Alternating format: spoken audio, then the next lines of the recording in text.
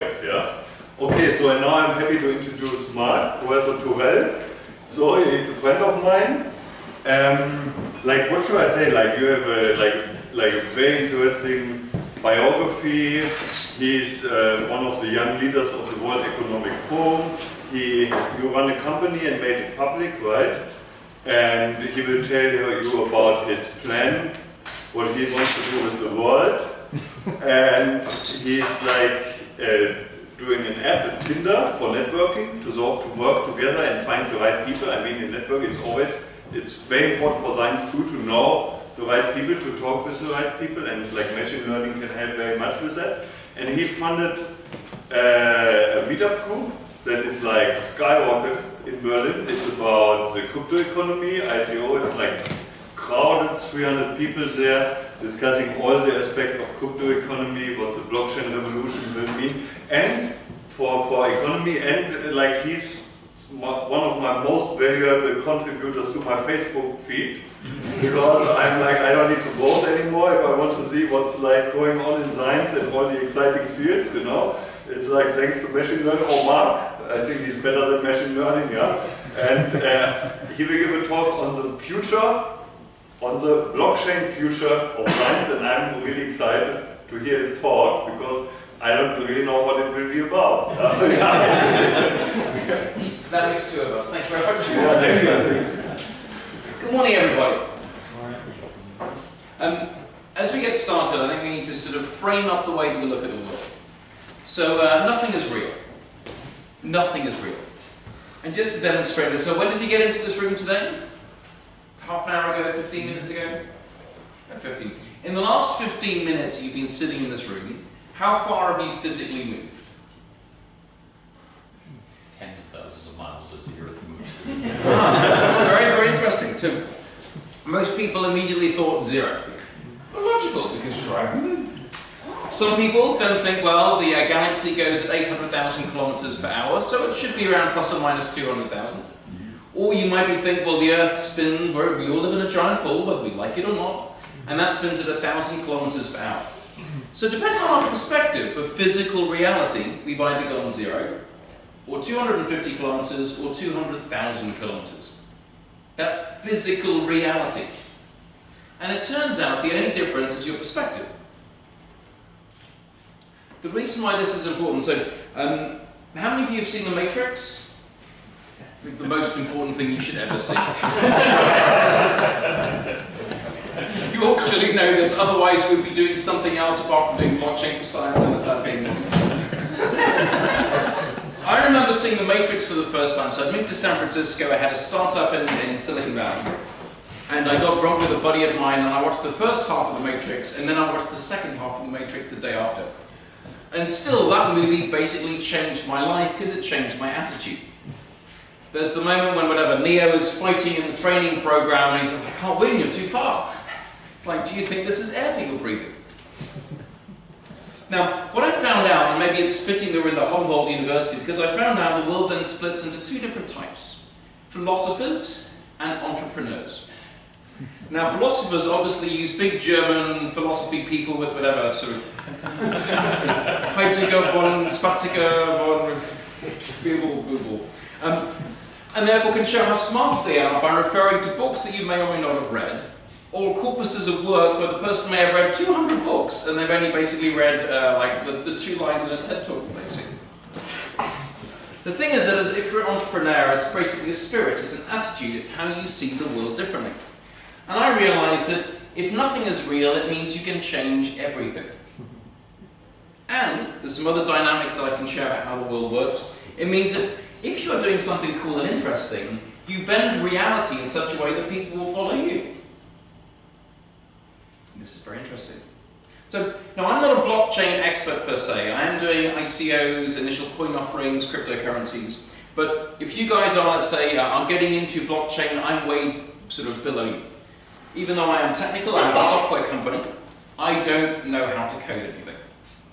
The software company that I took public, I wrote the first 3 days of code, and it took 2 man-years to undo my mistakes. And yet at the same time, the thing that I built in the 3 days actually was enough of a proof of concept of working system that we could actually get customers, get revenue, and ultimately raise millions and take it on the stock market. What I can share with you is, let's say, a different way of looking at the world. Now, part of the reason why I have a different way of looking at the world comes from in October 2007, so this is 10 years ago, I received a letter from the World Economic Forum. You know the World Economic Forum, big conference at Davos.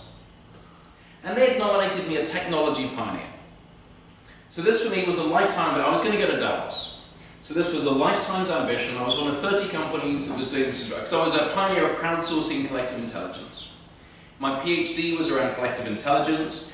I was analyzing server log data to see how people actually use computers instead of the garbage that they say when you interview them, because I would be able to actually see what's the proof.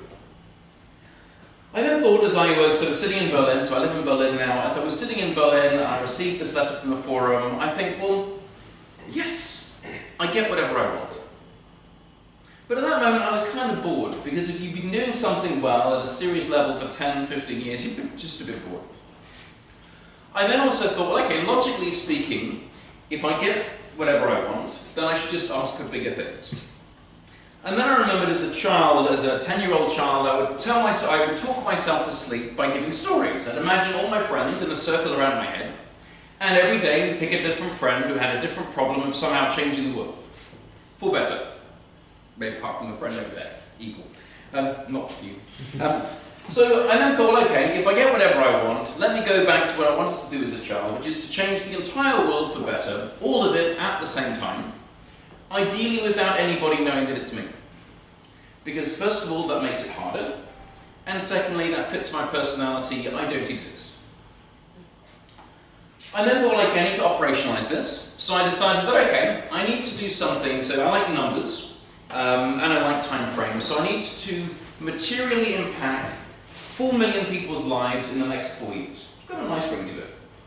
Now, I've been with the same girl now for 27 years. The reason why I live in Berlin is that 27 years ago I met a German girl. The family lives in Berlin. And I shared this with her. 4 million people in 4 years' time. She says, add a 0 to it. Germans.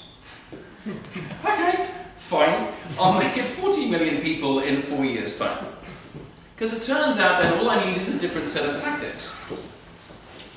I go to Davos now, I give myself 6 weeks to come up with a plan to change the world. I arrive at Davos, and I speak to 150 people, and clearly 149 people think that I'm stark raving bonkers. As maybe you are as well. I haven't got into the spy stuff yet. But as I'm doing this thing, I then sit next to the 150th person I spoke to. This was the last person that I was going to speak to on this topic. He was a guy from Zimbabwe, and I met him at 7 o'clock in the morning. And it was a shuttle bus ride for about half an hour.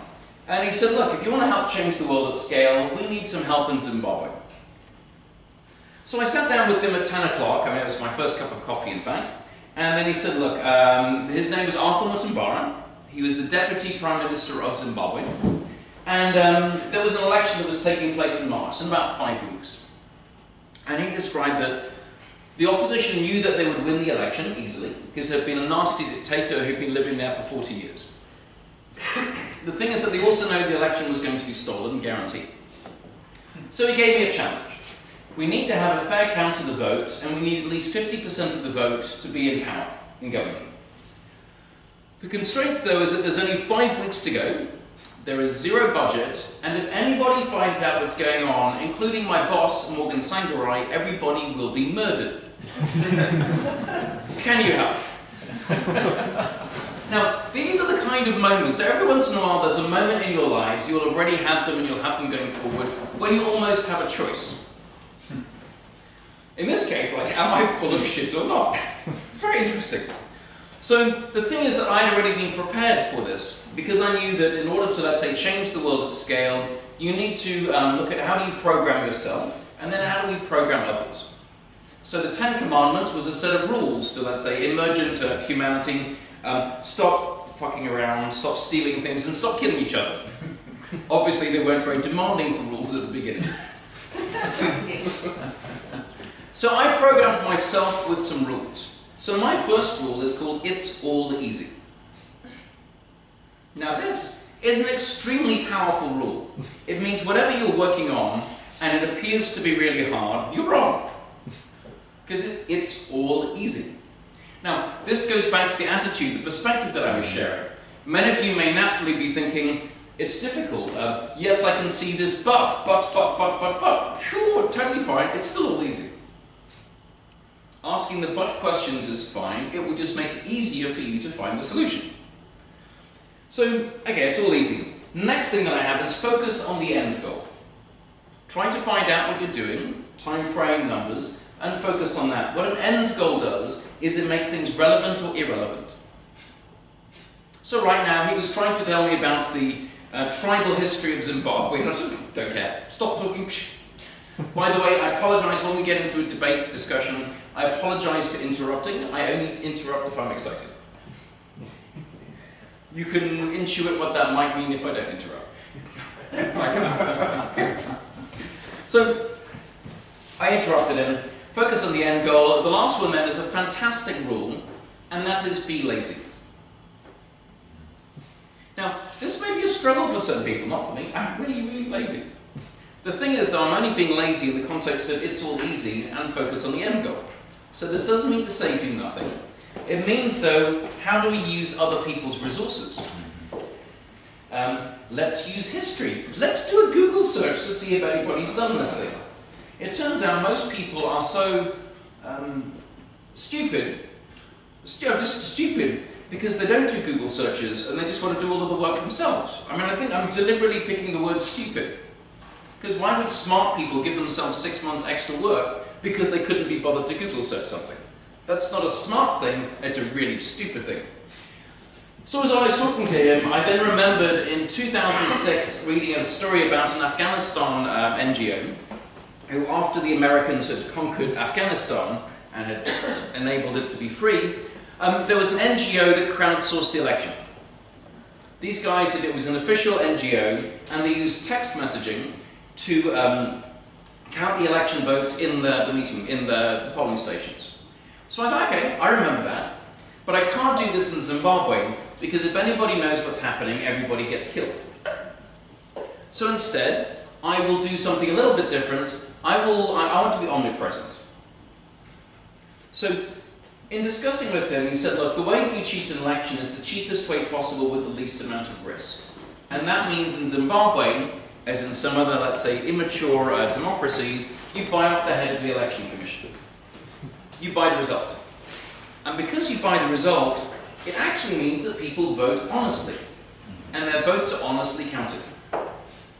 So my idea was that there were 9,000 polling stations across Zimbabwe. My idea was to be omnipresent. How can we get everybody watching at the same time? Now, it was kind of hard to get 9,000, and in fact, we had 1,000 people that would cover a third of the biggest polling stations. So the goal was to have 1,000 people with camera phones, because then I need to think through extra parts of the process. So it turns out that the opposition had negotiated that when the results were counted inside the polling stations, they put the results table, not individual ballots, but the results table on the front door of the polling station for about an hour, so that every village knew they were cheated. And then afterwards, every single vote was going to be cheated. So my idea was very simple. I need 1,000 eyes and ears. 1,000 people standing at the right place at the right time to take a picture of their election results. Bit of a problem. How the hell do you get 1,000 people in Zimbabwe taking pictures of the election results when, by the way, if you're doing something that is illegal, you'll get killed? Your families could get killed. How would you do that? Okay, who's the laziest person in the room apart from me?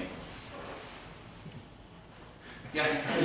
Yeah. I'm almost too lazy to put my hand up, but sure, I'll give it up. So, how would a lazy person solve this problem? So the challenge is that we've got 1,000 people in Zimbabwe, we need them to have camera phones to take pictures of the election results. And you have no budget, and if anybody finds out what's going on, everybody will be killed. No pressure. I'll give you the hint from the lazy person. If you are the laziest person in the room and you know somebody has the answer, ask them for the answer. You have a lot of work to do. You're way too intelligent, but that doesn't mean to say you're smart. So, sure, Mark, I know the answer. Of course I know the answer. So what I did was that I thought, well, okay, using the be lazy rule, I said, well, okay, rather than giving people camera phones, I need to find out what is the percentage penetration rate of mobiles in Zimbabwe. And sure enough, even in 2008, it was 65%. This means that people have shitty Nokia and Ericsson phones with cameras. Excellent, that means I don't need camera phones. Next thing is that I need to tap into 1,000 people. Lazy approach is that everybody exists in networks. Trade unions, student unions, alumni from business schools, academia, people with political parties. As I was describing this rule to the guy, oh, by the way, I'd been out nightclubbing until 4 a.m. I'd had 2 hours of sleep. I didn't know where Zimbabwe was, and I didn't know anything about elections. Just like a bit of extra context. So he then said, well, we in the opposition in the MDC, we have 15,000 supporters. And as the deputy leader, I can send them a message. So sure enough, Arthur Mutambara, he becomes the deputy prime minister, by the way. Arthur sent out a message to say, hey, I'm doing a project. I can't tell you what it is. There's a reason for this, but I can't tell you what it is. Do you have a camera phone and will you help? And 1,000 people say yes. Now, there's a little bit of a tricky thing in here. Now, there's another tactic. So as all of you, let's say, good, idealistic people are going out into the world, building projects and everything else, fantastic. Did you realize that there are evil people? So, I mean, even Harry Potter. Harry Potter is a good wizard, but when he goes to the wizarding schools, he must learn defense against the dark arts. Because if you don't know how to defend yourself against the dark arts, you and your friends will be turned into frogs, which may be preferable in your current state, but like... So, defense against the dark arts, there's a strategy that I use which is called think like a bad person. Whatever plans or projects that you are doing, their system will have a response. Now, I don't mean an actual bad person like Robert Mugabe. It could be the publishing company that doesn't want your information to be shared. Okay, fine, we can stick it into bad people. It could just be that there's the clinical trial, that there's going to be a response if you try to do something new. The system will always respond. And it is in your interest to think through, if I was the system, how would I fight back? And once you've done that, you can improve the quality of your plan. So I thought, given Zimbabwe, I thought if I was a bad guy in Zimbabwe, which is a relatively low-level bad guy world, Russia is a different scale, much smarter, they're actually smart. But so, in Zimbabwe, if I was a bad guy, I would have spies throughout the entire opposition. Obvious. This means that as a sensing network, I can find out what's going on when it takes place. I then thought, okay, the way that I can stop the spies taking place is that I could build a system based on trust. Or I can build a system based on 100% mistrust. It'll be interesting that what I design kind of looks a little bit like a blockchain or some areas. It does relate. But I'll build a system based on 100% mistrust. I will assume that every single person is a spy, but I will make that irrelevant. So 15,000 people got a message, would you help the elections? And 1,000 people said yes they would, including the spies. But they don't know what they're going to be doing. On the day of the election, they were told, go to your assigned polling station and await instructions. Everybody did that. When the polls began to close and the results got put on the front door of the polling stations, they were told, take a picture of your election results and send it to this URL. And 1,000 people did that, including all the spies. Because if you were a spy and you didn't take a picture, we knew you were a spy. Simple logic. What it meant was that within a couple of hours we had 1,000 pictures sent to a website in South Africa, where 10 students, their job was to turn the pictures into a big spreadsheet. Componentizing the work. A little bit blockchain-y. Componentizing it, that means that the 10 students who didn't know what project they would be doing, they were just told, your job was to turn pictures into numbers. That's it. But what it meant was that after 3 hours, we counted 36% of the total possible vote in Zimbabwe, immediately with zero budget and without anybody knowing that it was taking place, and put a press release out from a group of anonymous activists saying, We have crowdsourced the election. With counting over a third of the vote, Mugabe is losing by 66%, and he can no longer win and get the 50% threshold.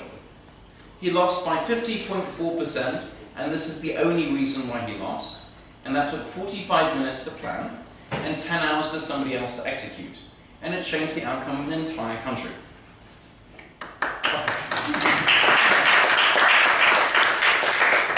Now, obviously, Mugabe is still there, so down the extra bit. My friend told there were two reasons why Mugabe is still there. First of all, is that my friend gave me the wrong target. I design things, and you will look at things for targets. And it turns out, if you don't really think through your targets, if you get the wrong target, you get the wrong result. It turns out there was a 50% threshold, but at 55% you win the presidency and parliament. He didn't tell me that, which means that I designed it to hit 50. If I'd have known that it was 55, I would have designed it slightly differently.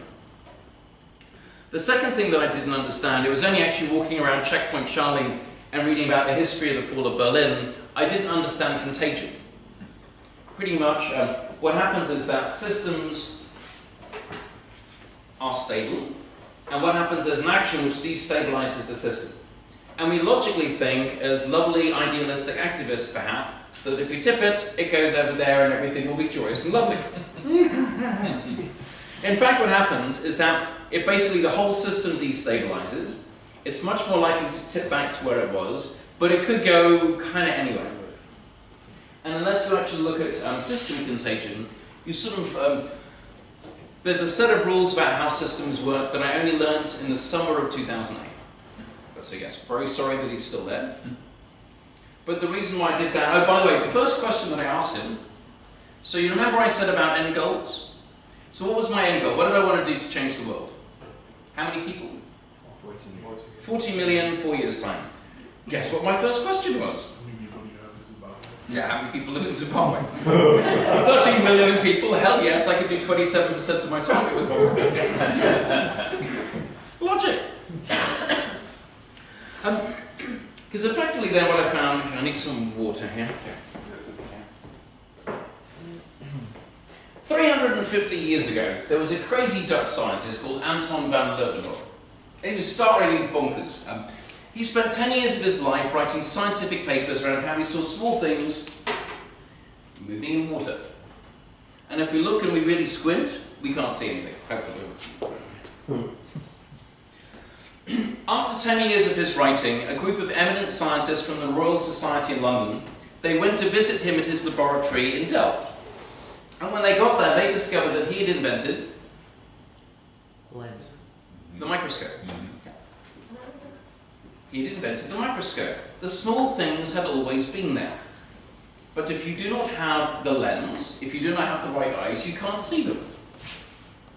So what I've been doing, it's year 9 of my 25-year plan to change the entire world for better, all of it at the same time, is that I've invented the microscope. Which means that things that people think are impossible, very, very hard, it turns out that by and large you're looking at it the wrong way. Any questions now, or I can move into the Donald Trump test? Questions? I'll give you the Donald Trump quote. This is a very, very important test. It's one of the most important tests you're going to get in the next 6 months. This test will change your lives. And the test is, when did you believe that Donald Trump would be President of the United States? When did I believe it? Yes, when did you believe it? Yes, actually he is President of the United States. 7:10 p.m. on election day. Okay, very good. Actually, I was following Michael Moore, and probably would already in summer, July or August. Because he was the first one who said he will become president, you know, Yes. and I believed him, you know, because he went from data statistics, you know, and yeah. Yep, I remember that piece coming out. Anybody else at different times? Did anybody change their mind at Brexit? Well, the odds went up. I mean, you know, but when you said believe, you used the word believe. So the probabilities were changing the entire election cycle. This was a moment to move the probabilities. Brexit was another item that would move the probabilities. But in the case when you believe he would become president, I knew he would become president. Okay, so now, I mean, this is actually going to be very, very important, because actually what we're going to get into is not about Donald Trump. What we're going to get into is mental models. Because it turns out that everybody has a mental model. I mean, Princeton was writing in 1896 about mental models. We've kind of forgotten the knowledge of mental models. But a mental model is a framework about how we see the world. It allows us to work out what's likely to happen next. If I see A, I know that B is going to happen. It identifies patterns of behavior that we see that are relevant or not relevant. Now, I've gone to the World Economic Forum at Davos for the last 10 years. And I've realized that there is a Davos consensus. And the Davos consensus is identified by the world's great, good, bright, smart, whatever they want to call them, coming up with great certainty about what will happen in the world in the next 12 months. And it turns out every single year something happens in 2 weeks that shows that they're completely wrong. Every year. And this has disturbed me because they seem to be really smart people. How can you get it wrong every single freaking... They missed the Arab Spring, they missed the financial crisis, they missed everything. And in all likelihood, when they meet in January next year, they'll do it again. So I began to realize that the problem is a mental model. So now for all of you, and I believe, by the way, that Donald Trump had an 85% chance of winning as soon as he went down his golden escalator to announce his candidacy. Now I can share my logic and then we can get into the mental model. My mental model was that in the last 100 years, it's very rare for the same party to win 3 times in a row. So I immediately gave any Republican, including a turnip, a 98% chance of winning. So next thing is that there are likely to be many Republican candidates because even the turnip could become president, which we kind of have close to that. The next one is that as soon as he came down, he was immediately controversial. All Mexicans are rapists, which they absolutely are not, obviously. But what he did by being controversial is that he took an asset that was really, really expensive and he made it free. The specific thing was press. What he did was that normally in election campaigns you need 6 months to build up a war chest, to have enough money to advertise in Iowa and New Hampshire and to build up your campaign. He, though, as soon as he said that Mexicans were rapists, he had comedy shows, people laughing at him. He had 65% of all press coverage. And he maintained that all the way through for free. While the smug liberal elite was saying, ha ha ha, look at this guy, they didn't realize that they gave him airtime. So, next thing I realized is that he's only going to focus on his next end goal. His goal at the beginning was his end goal of being president. His goal was not to be president at first. His goal was to win Iowa or New Hampshire. Once he won that, his next goal was to win the primacy. And the next one was then he had to beat Hillary. Next thing that I thought that he would do, and he did, is that you need to find a bunch of enemies, pick your biggest enemy and destroy them with 1 or 2 words. Low energy Bush. Hard to come back from that. Little Rubio, tricky. Line 10, crooked Hillary. I mean, you can't even talk about Hillary now without thinking crooked. What he did was he encapsulated words into people's heads and he defined his competition and destroyed them. Now, the reason why this is important is that you have a mental model. Anybody that did not believe that he was going to be president really early on are clearly wrong. The thing is, though, you don't know that you have a mental model, and you don't accept that, because you don't know that you have a mental model, you don't accept that it's actually broken. But because we don't know that we have a mental model, and we don't know that it's broken, we go back to understand what happened. So now you might say, well, okay, this is because Americans are racists, and they hate women. There you go, I must be right. Now, that's plausible because of your mental model, let's say. They're all idiots as well, which they're not, obviously. So the thing is that your mental model, which is broken, that you don't know that you have, now makes you feel very smug and satisfied that you know the answer. And then as we begin to look forward, that smug, satisfied, broken mental model will then allow you to make predictions of what's going to happen next, and your odds of being right is slightly better than 0. Would any of you like to improve your mental models? Yes, no, maybe, I don't know. My mental model is I can't tell what's in your head. So, improving your mental models is a very interesting one. So, one of the ways that I developed my mental model, like one of my first exercises was to develop a mental model, you need to have an outcome that will take place ideally within the next hour or the next day. It's no point saying whether Merkel will go for a 25th term in office. There's no point saying that because that could be in 50 years' time. You're much better off coming up with something that you could test today. Now, what happens then, so I did a test, my first, most memorable test that I did was the couple at a bar having a drink test. So I noticed that there was a couple, and the man's drink was almost at the bottom, and the girl's drink was at the top. My question to myself was, is the man going to order another drink? Now the thing is, with the mental model, to develop your mental model, you must write down what you think the outcome is going to be. In my case, he will order another drink, and I thought in 5 minutes. So I set my iPhone timer, because I'm very forgetful about time. I then wrote down my assumptions as to why I believe that. I would order another drink.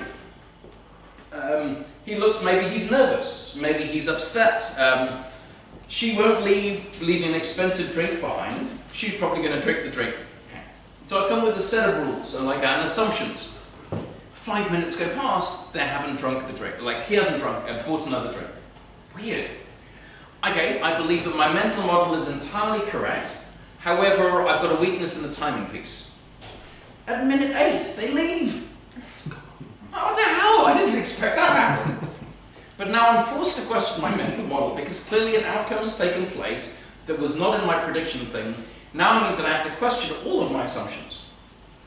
And it turns out the key thing was that I'd missed a piece of the pattern. I'd missed the fact that she was playing with her keys and holding her coat. Like, I'm leaving now, no matter what you're doing, I'm leaving. So right now, this was a really simple example. And as I've been coaching, sharing this with people more and more, one of the things you can really, it's in all of your interest to improve your mental model. Yes? So what was your mental model? And presumably what you're saying is that your mental model did not include specific data about the keys. So you haven't changed it then? It wasn't actually specific data, it was actually, I was missing patterns. So what happens with an end goal is that you focus on things that are relevant and you miss out the things that are irrelevant. The things that I thought were irrelevant were actually relevant. So that I wouldn't consider that a data piece, that's more like a model, a missing piece of the model. Okay. So I don't need to have an extra, so that's one. What else was in there? I was missing... So your model have changed when you included the keys. Well, that's what you say. Well, so the model improved... I'm just trying to understand, maybe everybody else does. Yeah, no. But I don't. What was your mental model and what you changed it from and to what? If you have changed it at all, or maybe you're saying you haven't. So in fact then, another piece of the mental model that I realized was that I had almost got a too limited vision about other people. And many of my visions were based on me. I would do this, therefore I assume everybody would do this. As soon as I began to find lots and lots of other examples which were all out there, I realized that having a mental model driven by myself is clearly a stupid idea. So create a model of other people is then really, really handy. Now, this isn't, I'm still getting into, let's say, I'm trying to flesh out more and more the mental models. It's one of the topics that I'm working on now to sort of expand it out. But there are, so I've got a very good predictive capacity for geopolitics. Like, what's going to happen next? And I've been, sorry. A blockchain kind of question then. How many confirmations do you need to change your mental model? How many confirmations? So then it would probably depend on what you needed to confirm. So there may be some things where you might need a very small number of confirmations and other things where you need everybody to confirm. But the majority of cases are likely to be small number confirmations, not big number confirmations. If you look at, let's say, response to threat, so if something materially changes then, how much do you need to materially change to your confirmations in the past? So many systems are not built to be fault tolerant or anything tolerant. So right now then, you would look at if a material change took place, then you go back and say, okay, can the system actually handle a change? Is this the right direction for your... Yeah, sure. Yeah, okay. I mean, you don't have to go into like lots of details. Yeah. Like, I don't know. No, it's fun thinking about these things. But yeah, sure. Are there any other questions? And I have no idea what the time is. How can you be sure that you get all points, that you see all the pieces and don't miss anything? So this is a very important question because now it goes into optimizing. Okay. Optimizing is impossible. Actually, impossible. Unless you have an extremely discrete linear system that you deliberately define in a way to allow it to function, it's impossible to optimize. Because to optimize, you need all possible variables and to think through all possible combinations. Well, obviously, if you do that and time as a variable, it doesn't work anyway. Okay. So there's almost like a mistaken belief for many, whether it's engineers or trying to optimize, it is impossible to optimize. Philosophers want to optimize. Entrepreneurs want it to be better. Well, you can be better, but better is different from optimize. Absolutely, completely different. Optimize is take the best of all possible options, but then that means you need all possible options.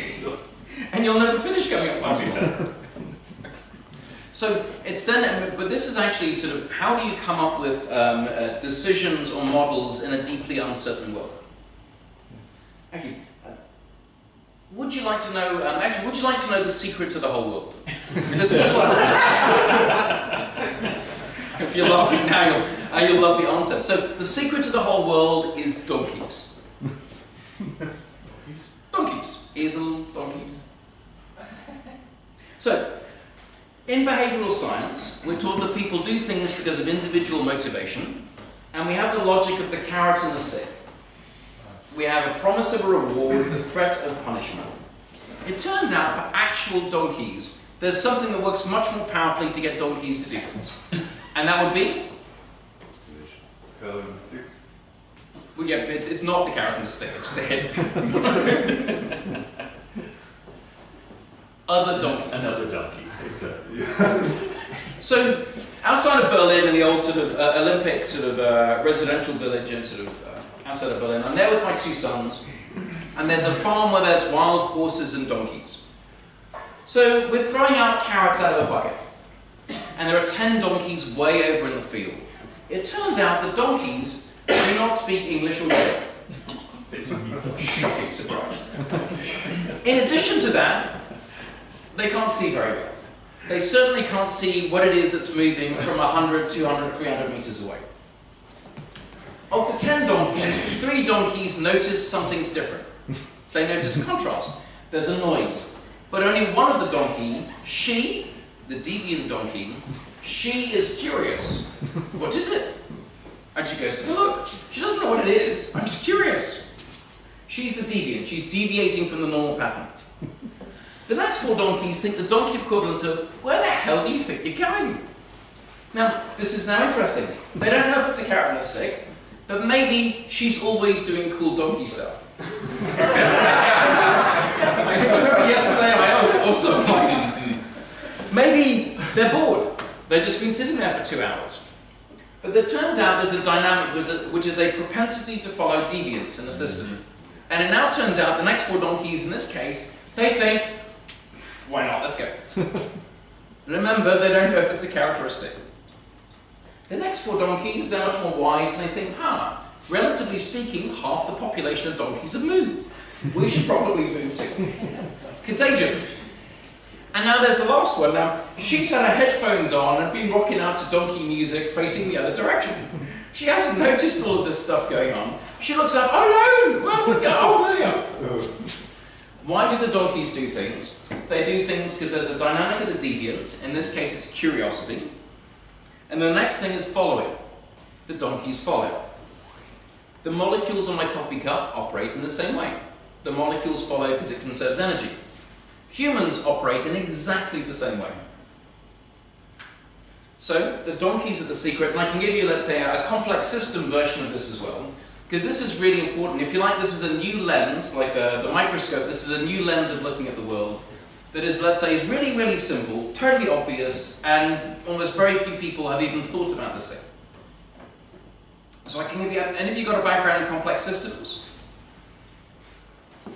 So, I probably won't do the complicated version, I'm going to do the idiot version. So they get upset with me. You look like you might, but because I invented complex systems while sitting in bars, and then afterwards I realized the complex systems existed, which made me feel very proud that I'd spent 6 months inventing a smart thing, and then such an idiot because I could have just bought a book. But what it meant was that I developed complex systems from the ground up. So, complex systems, give you the basics. So, right now, we are all in a complex system. In fact, you and I are in a complex system. So we're going to ignore these people. So to be in a complex system, we need what's called a state memory. So it's not random what happened a second ago. Next is that we need to give off signals, pick up signals, and based on those signals, we make decisions about what we do. So now you didn't have to smile, thank you for smiling back. But it's like a signal was given by an element in the system and there was potential to be a response. The third thing is that there's a progression over time. So this isn't an academic snapshot thing, this is more like real life where there's a progression, 1 second, 2 seconds. Now there's a very interesting thing is that you and I, we're a system inside a system. We're also in this place called Berlin. A system inside of another system. Our bodies are complex. We have 86 billion neurons inside of our brains. Our mobile phones connect us to the outside world. So we're systems connected to systems, intersecting with systems. Well, what happens with this intersection thing is you can have a change in any one that can basically ripple through and change everything. This is the definition of the butterfly effect. And if you'd like to have the ultimate example of that, is that one day there'll be a big rock that hits our planet and will destroy everything. So it doesn't matter about your future holiday in Ibiza. Splat. The intersection of one system, rocks flying around the planet, and our planet.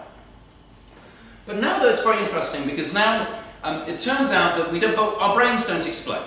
And actually what's really weird, how many of you were given an instruction manual on using the room today? Because you're all basically doing the same thing at the same time. Really odd. The mathematical odds of you all doing exactly the same thing at exactly the same time on this day, Saturday morning, is basically 0. Really weird. It turns out that to almost exist in a complex system, you need energy. And then it turns out then that one of the things that almost all the properties of all complex systems is that to be in a complex system, there's a conservation of energy logic. Because to have a state and to change a state, you need energy. So now what happens then is that we end up with rules that are largely based on conservation of energy.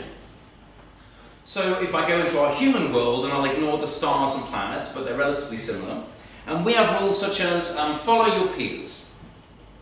Find people like you and copy them. Easy. Another one is keep doing what you're doing until there is a compelling reason to change. Like, I will keep talking forever. Until you tell me to stop. But that rule is actually also a following rule. That rule is follow yourself. So we have a rule of follow yourself and follow others that you believe are like you.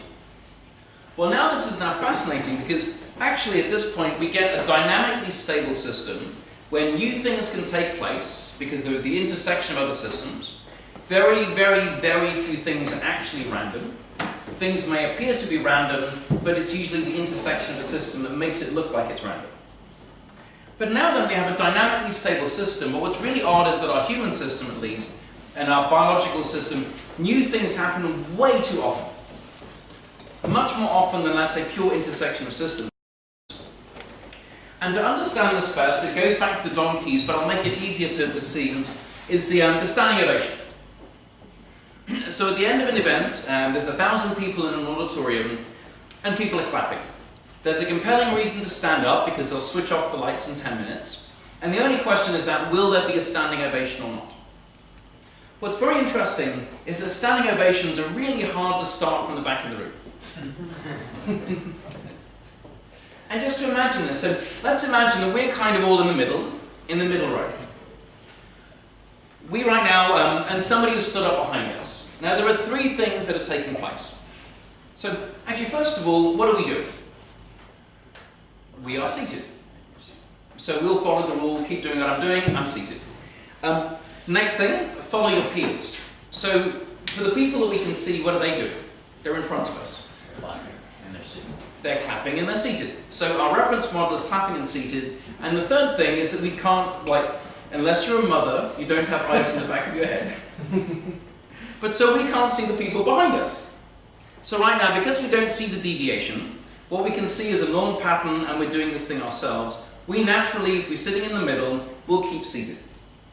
Now it actually forces a certain dynamic that almost forces the first person to stand up to be at the front. Now, this is because now we get it back into deviance. It turns out to have 100% compliance in any system takes a huge amount of energy. So systems allow for deviance to take place. These are the outliers in your results that you basically kill and sort of deviance. So right now the system allows deviance to take place. In addition to that, if you look at, let's say, individual attitudes, and there's 7.4 billion people on the planet. Many of us will say, everybody's doing the same thing, I'll do the same thing too. That's the majority. And there are some people thinking, screw that, I'm going to go this direction. Guess which one I am, obviously. So right now, deviants exist. Now maybe the deviant, they've got their ticket, maybe they bought the ticket early.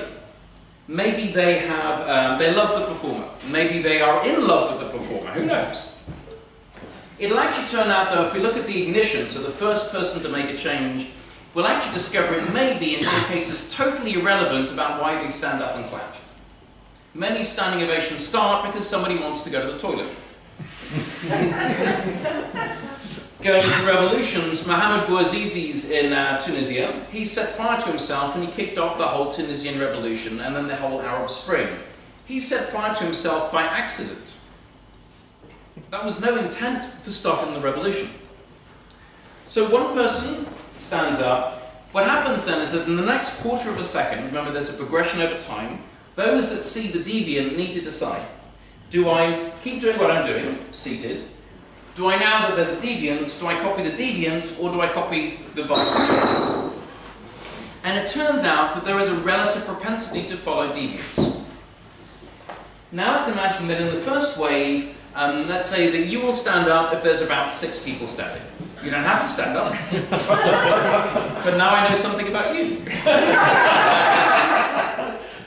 Let's say that this guy will stand up if there's about 150.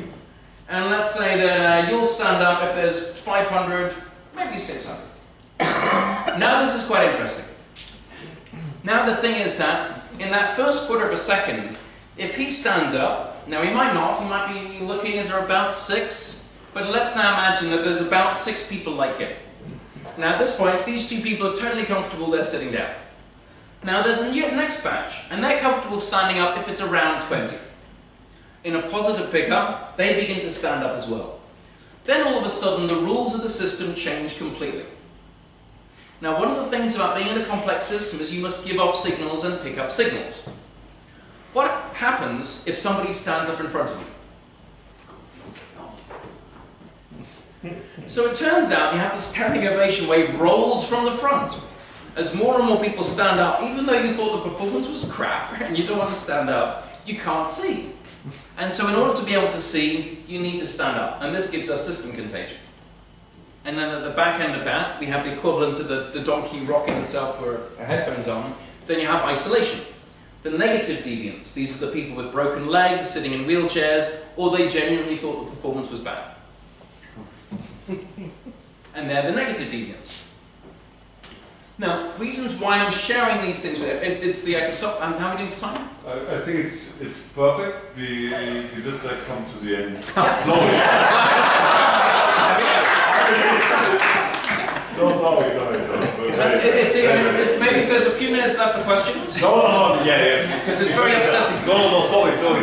No, what I thought is like perfect, like on so many levels you brought in such an entertaining way, like so many fundamental things that are fundamental to like first science and the science culture, and what we are doing here, like introducing something new, right? So that, and this is like making me think, like, and in a very entertaining way. Yeah? Very good. Okay, now we discuss. And by the way, all my stories are actually true. Many of them I wish they weren't. I was a spy for a year or so. Different conversation. But yeah, so this was, if I just sort of put some frame on this and we open it up for questions, what I've been looking at is that by giving myself the task of changing the entire world for better, I've been looking at how can I understand the world. To understand it, I need, let's say, new tool sets or twists on existing tool sets. And because I'm very broad, I get into some neuroscience, behavioral science, bit of this, bit of this, bit of this. I didn't finish my PhD, if this gives you an indication. I turned my 3-year-long thesis into a book and sold 1,000 copies at $150 each when I was 25. I was fed up with being a poor student. So what I've done then is that just by sort of looking at the world through many, many different eyes and being sort of empathic to all kinds of different situations and problems, I built a model that is based on, let's say, the science of the masses, understand mass behaviors. Then there's the science of groups, how do humans work in smaller groups. And then there's the science of the individual, which has got 2 halves. The individual when they know they're being watched, and the individual when they think they're alone. 2 different humans. And to do that then, with having these 3 layers of models, the next thing there is my goal is to be able to use these to understand the world, to understand situations. Afterwards, then you can begin to use them to predict what is likely to happen next. And then, if either you don't like the natural occurring outcome or you want to do something, how can you use different tools, different methods to design different outcomes? My first test was on the country of Zimbabwe. And it changed the lives of 13 million people, mostly for the better. But so right now, this was then a practical application just to see if it would work. Obviously, ethically tricky, but it still worked, mostly. But so yeah, so this is the framework, this is the method. Thank you for the opportunity to share it. Perfect. And then open it up to any questions that you have. So thank you very much.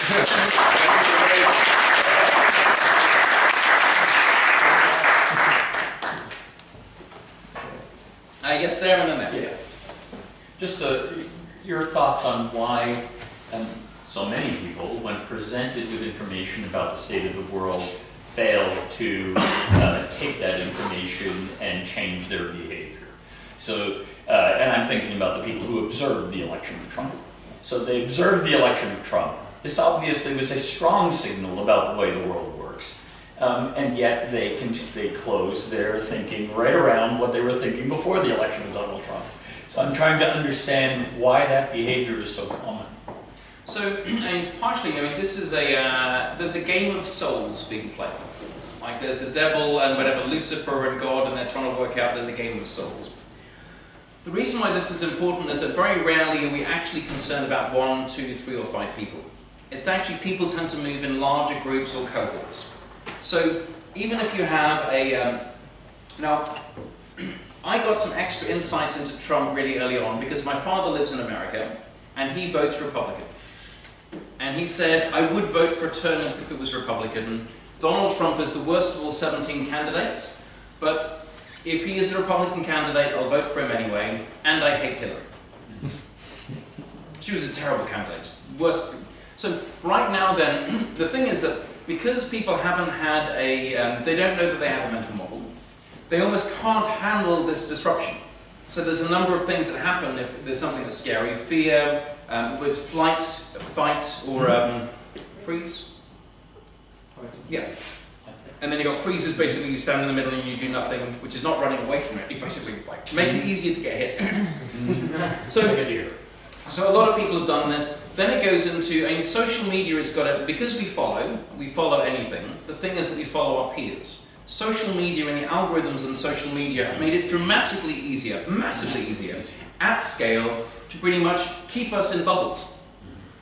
And it's kind of in our interest to be in bubbles. Hey, you like this, all of your friends like this, I'm going to give you more and more and more of this. So the social media algorithms that we're now sort of relying on without us knowing it is making this dramatically worse. Because it then ends up polarizing. And it's just a mathematical equation and it basically separates. But I do see that there's, in looking and projecting out 25 years, so I'm in year 9, there sometimes are material system disruptions that force people to think differently, whether they like it or not. Wars tend to do that.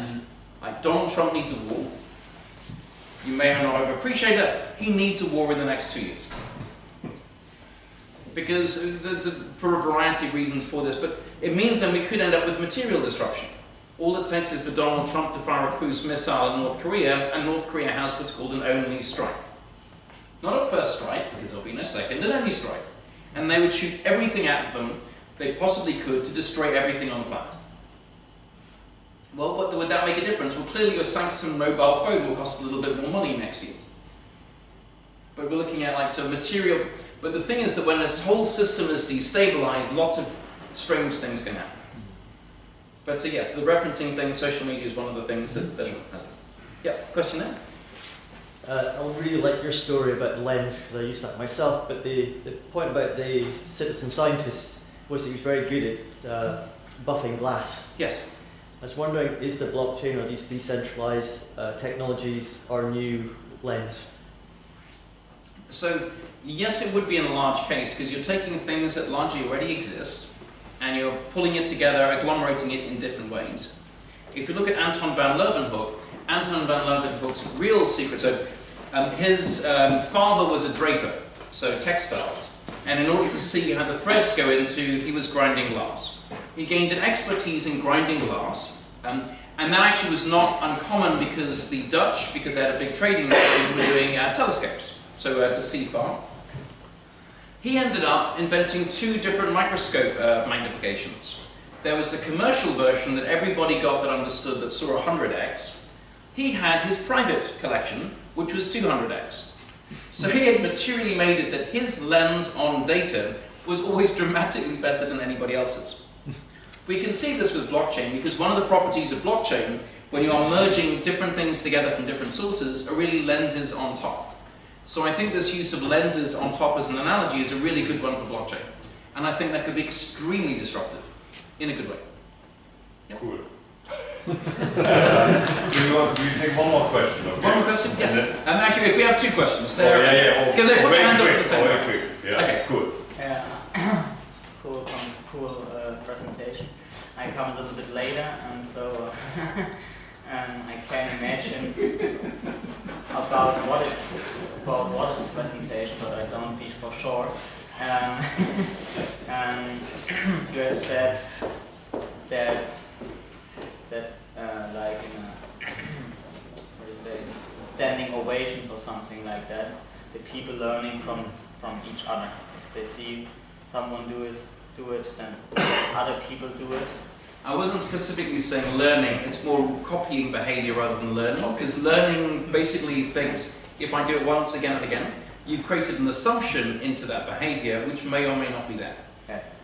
And I've talked one time, or I've listened to a presentation of John Kornblum in Heidelberg, it's the former foreign minister of the United States, and he said that networks and some, perhaps also viruses, are learning from each other. And now my question, with blockchain, it's possible to transact this behavior to learn from one technical part to a other historical part. It's fluently all. Well, it doesn't have to be. So, this learning does not happen just. I mean, it may happen by itself. It may be that if you have a blockchain with more and more data going onto it, the lens on top to interpret the data basically is sort of continues to learn from the new pieces of data on it, but not necessarily. It doesn't. This learning is not a necessary piece of the blockchain. You have to put it in there. But then it's also then, I mean, if you look at, let's say, and there are different types of learning. So it may be that people learn through experiment, people learn through mistakes. So maybe you may have different types of these learnings, but you could, as designers of blockchain solutions, as designers, you could design a system to say, well, so in my Tinder for Business, I'm creating a matching engine. And what I've done is that 20% of the matches that I'm creating are deliberately random. And that's because I don't have enough data to start with to be confident that I have the right matches. And I know that I can accelerate dramatically machine learning by having 20% of my data be actually random. Because as I don't know what the connections are, the odds of a better learning taking place using random variables in there goes up dramatically for this particular application in this data set. We can get into it separately. I'm just going to make you aware of time. So there's one last question here. Great. Yeah, actually, I was wondering the probability that you follow deviance must change though to variables or to So I think what you'll end up with is that, let's say, you'll have, let's say, some elements in the system that will maintain the same propensity to follow deviance no matter what. For many others, though, it's situational. Because then, like right now, I won't deviate on crossing the road in Berlin, so there's no cars, it's midnight, and there's a red Ampelmann.